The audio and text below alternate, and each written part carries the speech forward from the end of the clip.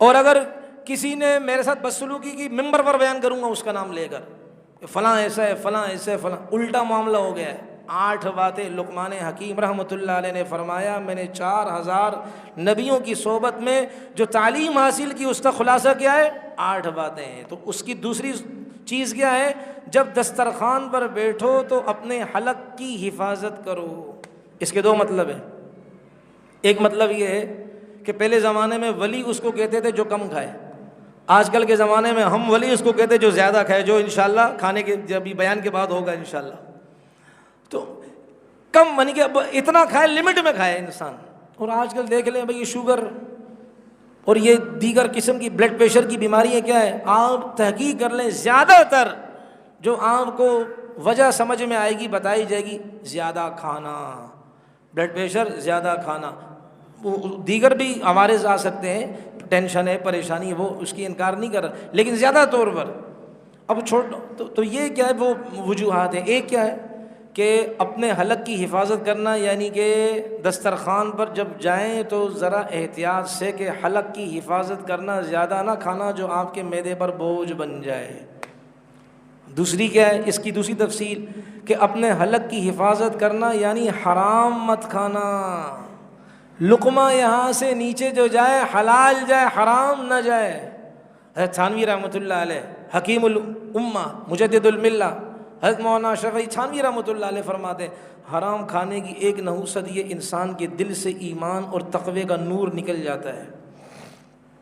Number 2، اس کو عبادت میں مزہ نہیں آتا، نماز پڑھے گا لیکن مزہ نہیں آئے گا، اس کو وہ چاشنی نہیں ملے گی، مٹھاس، لذت، اللہ کی طرف رجوع، اللہ کی طرف انابت، اللہ کی طرف یکسوئی، وہ اس کو نصیب نہیں ہوگی جو حرام کھائے گا۔ اور نمبر 3، اچھی مجلسوں میں دل نہیں لگے گا اس کا، اللہ والوں کی صحبت میں جاتے ہوئے کترائے گا، نہیں جائے گا، نہیں، کیونکہ اس کے پیٹ میں حرام چلا گیا ہے۔ اور حرام جیسے انسان کھانا کھاتا ہے، اس کے ذریعے سے، کھانے کے ذریعے سے سبب کے درجے میں آنکھوں کو طاقت ملتی ہے، کانوں کو طاقت ملتی ہے، زبان کو طاقت ملتی ہے۔ اسی طریقے سے اس کھانے کے انوارات کی طاقتیں بھی کیا ہیں، پھر تقسیم ہوتی ہیں۔ آنکھوں میں انوارات، کان میں انوارات، سینے میں انوارات کیا ہوتے ہیں، منتقل ہوتے ہیں۔ دارالعلوم دیوبند کا نام سنا آپ بھائیوں نے؟ بھائی دارالعلوم دیوبند جو ہمارے مدارس، بر صغیر کے مدارس کی ماں ہے، وہ بنیاد ہے، ہے، جڑ ہے۔ دارالعلوم دیوبند میں ایک میاں جی تھے جن کا نام تھا شاہ عبداللہ رحمۃ اللہ علیہ۔ وہاں کے جو بڑے بڑے اکابر تھے، مولانا قاسم نانوتوی رحمۃ اللہ علیہ، مولانا یعقوب نانوتوی رحمۃ اللہ علیہ، مولانا رشید احمد گنگوہی رحمۃ اللہ علیہ، حاجی امداد اللہ مہاجر مکی رحمۃ اللہ علیہ، اتنے بڑے بڑے اکابر، وہ شاہ عبداللہ رحمۃ اللہ علیہ کی دعوت یہ میں آیا کرتے تھے۔ اور شاہ عبداللہ کی دعوت کیا ہوتی تھی کہ یہ صبح نکلتے نماز کے بعد جنگل کی طرف، وہاں ایک مخصوص قسم کی گھاس ہوتی، اس گھاس کو وہ کاٹتے، کندھے پر لاتے، اور جیسے ہی لاتے ہاتھ کے ہاتھ لوگ لے لیتے۔ اور ان کا اصول یہ تھا کہ جو بھی میرے گٹھڑے کو، جو میں گھاس لے کر آؤں گا، جس نے بھی بس پہلی دفعہ مجھے کیا ہے میرے گٹھڑے کو ہاتھ لگا لیا، سودا میں اس کے ساتھ کروں گا، اور گھاس بھی کتنے کی بیچوں گا، ساری کی ساری گھاس 4 آنے کی، نہ اس سے کم نہ اس سے زیادہ۔ تو یہ ان کا مال جلدی فروخت ہو جاتا تھا، لوگ ہاتھ کے ہاتھ لیتے تھے۔ 4 آنے، اب آگے سنیں، 4 آنے کا کرتے کیا تھے، 1 آنا اللہ کے راستے میں صدقہ کرتے، 3 آنے بچے، دوسرا آنا اپنی بیٹی کو دیتے کہ وہ ضرورت مند ہے، تیسرا آنا اپنی ضروریات میں استعمال کرتے، چوتھا آنا رکھ لیتے اور اس کی ضیافت کرتے دارالعلوم دیوبند کے اکابر کی۔ اور ضیافت کے 2 طریقے ہوتے، یا تو گھر میں پکا کر ان کو بلاتے، حضرت تشریف لائیں، وہ کھانا کھاتے، یا یہ کہ یہ 1 آنا ان کو دیتے، بھائی یہ لے لیں، آپ خود ہی پکائیں، آج گھر میں پکانے کی ترتیب نہیں ہے، دونوں میں سے کوئی بھی ہو، بسم اللہ، کوئی مسئلہ نہیں ہے۔ تو اب کیا کرتے کہ یا تو یہ ان کو اپنے گھر بلاتے، یا پھر یہ ان کو 1 آنا دیتے۔ آج ہم کہتے ہیں نا جی ہماری سیلری اتنی، اور لیکن کیا بچتے ہی کچھ نہیں ہے، اور مہینہ پورا ہوتا نہیں کہ پیسے ختم ہوتے ہیں۔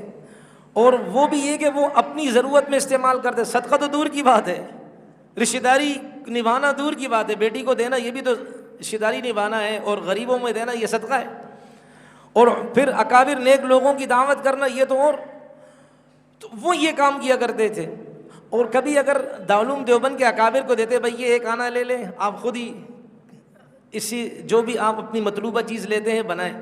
تو ان اکابر میں بہترین جو یعنی کہتے ہیں نا آل راؤنڈر جو تھے, ہر فن مولا, وہ مولانا یعقوب نانوتوی رحمۃ اللہ علیہ تھے. تو یہ اکابر ان کو دیتے, بھائی تو لے آ اور ہمارے لیے کھانا بنا لے.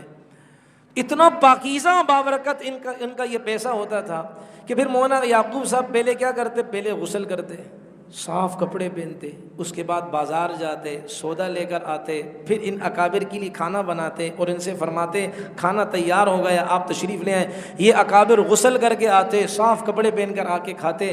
کہتے ہیں یہ شاہ عبداللہ رحمۃ اللہ علیہ کا جو مہینے میں ایک دفعہ یہ دعوت کرتے ہیں, اتنا نورانی کھانا ہوتا ہے, پورا ایک مہینہ ذکر اذکار اور نمازوں میں ہماری یکسوئی ہوتی ہے, تہجد کی پابندی ہوتی ہے, تلاوت میں مزہ آتا ہے, ذکر و عبادت کی بڑی پابندی ہوتی ہے, اور آہیں اللہ کی محبت میں ہم سسکیاں لیتے ہیں, اور پورا مہینہ اس کا نور ہم اپنی عبادتوں اور اعمال میں دیکھتے ہیں. مہینہ پورا ہوتا ہے, پھر دعوت آتی ہے, پھر پورا مہینہ اس طرح جاتا ہے, پھر دعوت آتی ہے.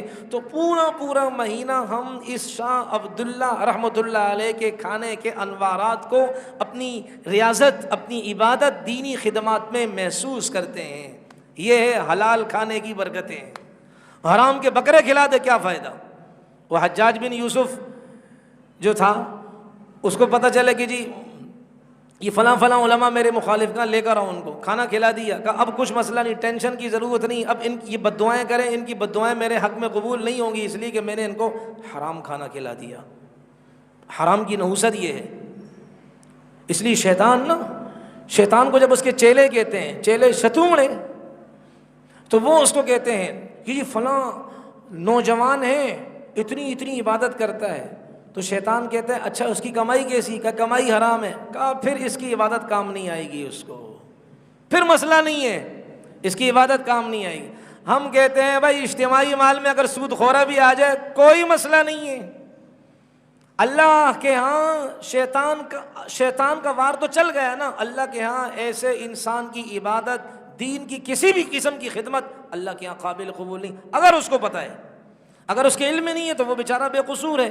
اگر اس کے علم میں پھر بھی, آج کل ہم دلیلیں دیتے ہیں نا اس طرح, یار خیر ہے کوئی مسئلہ نہیں ہے, ساتھ ملا لو, اللہ بڑا غفور الرحیم ہے. پھر گوں کھا, اللہ بڑا غفور, گند کھا, پھر اللہ بڑا غفور الرحیم ہے. معذرت. اس لیے میرے بھائی غلاظت کیسے ختم ہوگی؟ انسان صاف پانی سے غلاظت ختم کرے گا. غلاظت کھانے سے غلاظت ختم نہیں ہوتی ہے. تو شیطان کہتا پرواہ نہ کرو, اس کی عبادت بھلے جتنی عبادتیں کرے, حج پہ حج کرے, عمرے پہ عمرے کرے. اور بعض لوگ تو ایسے ہیں کہ اپنے نام کے آگے حاجی لازمی لکھواتے ہیں, حالانکہ پیدائشی نام حاجی نہیں ہوتا. پیدائشی نام تو اس کا جو ماں باپ نے رکھا ہے وہ ہوتا ہے, لیکن کہتے نہیں فارم میں میرا نام حاجی ہونا چاہیے. تو آگے چھوٹا سا اگر وہ کام کرتے یہ بھی لکھ دے سود خورا. تو بھائی یہ کیا, اللہ کو عبادتیں نہ دکھائیں, اللہ کو عاجزی دکھائیں. اللہ کو عاجزی بڑی پسند ہے. تو شیطان کہتا کوئی مسئلہ نہیں ہے. تو میں یہ عرض کر رہا تھا کہ شاہ عبداللہ رحمۃ اللہ علیہ اپنی کمائی کے 4 حصے کرتے.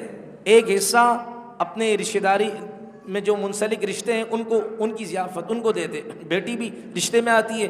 دوسرا حصہ اپنی ضرورت میں خرچ کرتے. تیسرا حصہ غریبوں کو دیتے. چوتھا حصہ اللہ والوں کو دیتے. اللہ نے ان کے مال میں برکت دی ہوئی تھی.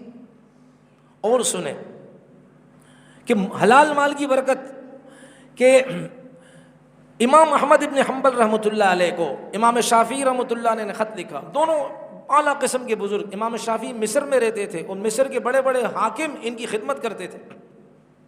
امام شافعی رحمۃ اللہ علیہ نے امام احمد ابن حنبل رحمۃ اللہ علیہ کو لکھا کہ بہت عرصہ ہو گیا ملاقات نہیں ہوئی, میرے علاقے میں تو آ جاؤ.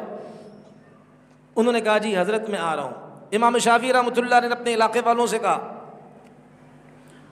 کہ بھائی اتنا بڑا اللہ والا آ رہا ہے, اتنا بڑا ولی آ رہا ہے, اس کی خدمت کریں گے, اس کی زیارت کریں گے, مصافحہ کریں گے, برکتیں ہوں گی.